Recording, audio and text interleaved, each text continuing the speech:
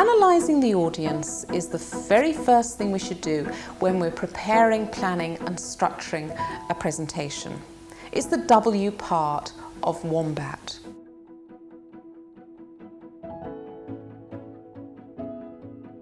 I don't know how many programmes she has run over the years. I'm going to say thousands. It must be thousands. I watched her do it and I was like, this is amazing. Like, I want to, I don't want to observe anymore. I want to be a delegate and I want to kind of learn as much as I can. Just felt her energy and passion for life. And that really resonated with me. I would feel excited about coming to work. And then seeing her in action was kind of the icing on the cake. Yeah, coming out of COVID, face-to-face delivery was, way down the list for clients. But when we had the first client that wanted to do face-to-face delivery, it was Rosie that was going off to deliver it. And I think that says a lot, even after however many years. She's straight out of the block, she's back in there. I remember the first training session I had when I was co-delivering with Rosie. As the room was set up and all the participants came into the room, and then Rosie kind of set off, and it was just a moment. She just looked at me and was beaming smile, and I'm like, well, whatever she's got going on, I want some of that. It is the whole energy is just the most amazing energy. You just want to be within that presence and that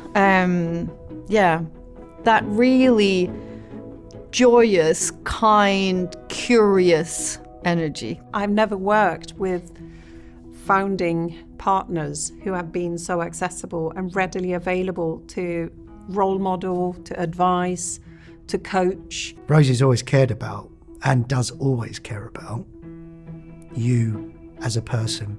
Her interest, just in your opinion, for me, that's what I love. So, Kerry, what's going on? What's happening? Yeah. What can you see? What would you do? What would you? Yeah. And it's just that value in your opinion is what I love about her, because it really makes you feel like you're being listened to, you're making a difference. She's a manifestar, if that's a word. She's someone who manifests realities, and I don't think she sees obstacles as something to be avoided or something to be overcome. She sees it as something to be kind of built on top of and dressed up nicely, so it's no longer an obstacle, it's a solution. It's just mesmerising. I could just listen to her all of the time about anything. She could tell a story, she could tell me what she'd had for breakfast, and I'd just be in awe. And they sent an email last night to me and Rosie. And this is a person, by the way, that's been a global leader in a global organisation who has worked with, some of the most successful people on the planet, okay? And just put in this email, I only engaged with you once, but it's as memorable today as it was the day it happened. I genuinely get a spark of joy talking about Rosie, my interactions with Rosie, first time meeting her, first time having her come in and deliver for us. Every single piece actually genuinely makes me smile, and I just feel like sparks of joy. Rosie's very small, but she always almost feel like the biggest person in the room, because she's for me, she was like the heart of OnTrack. She is the heart of OnTrack. She doesn't take life seriously, yet she is serious about life, if that makes sense. And she'll find the funny in everything. They always say, don't work with family, but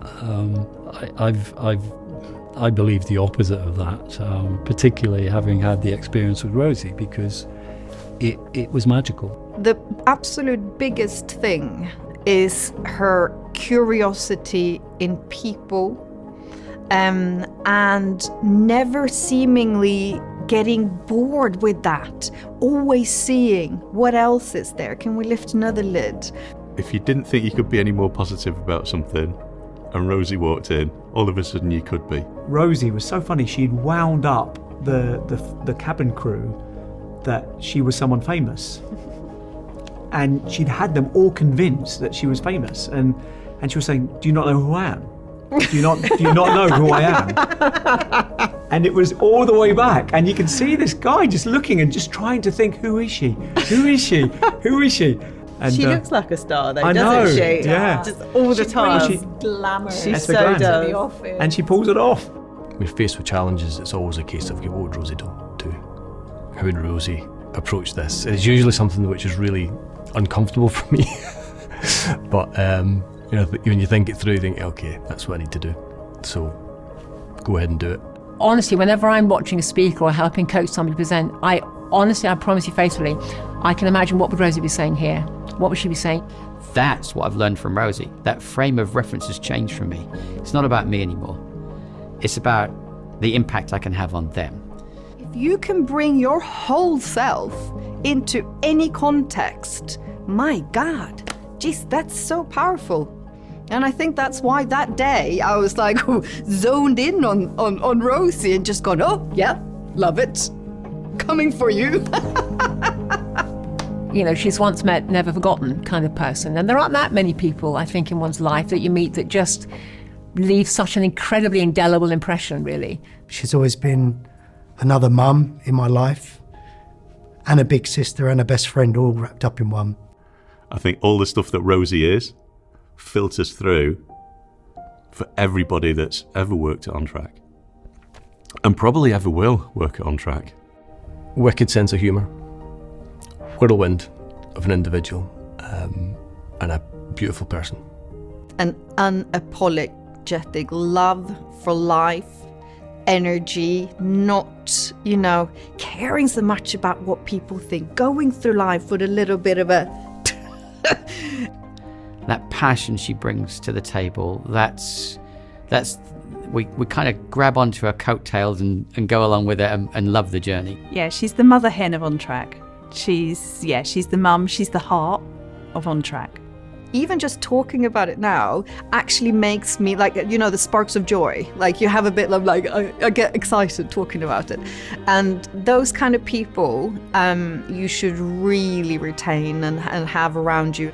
Rosie is never happier than when she's entertaining a big group of people, having cooked all the foods, done all this, and making it such an amazing experience that people are laughing, enjoying each other's company, sharing stories and recollections. And Rosie stands back, looks at it, and that is heaven.